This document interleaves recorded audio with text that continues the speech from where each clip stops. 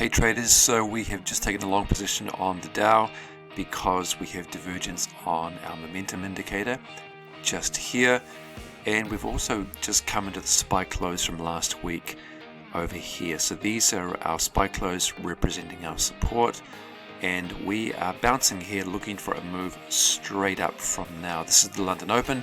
We could potentially go down and then higher, but because this is the open with divergence, I think we go straight up from here.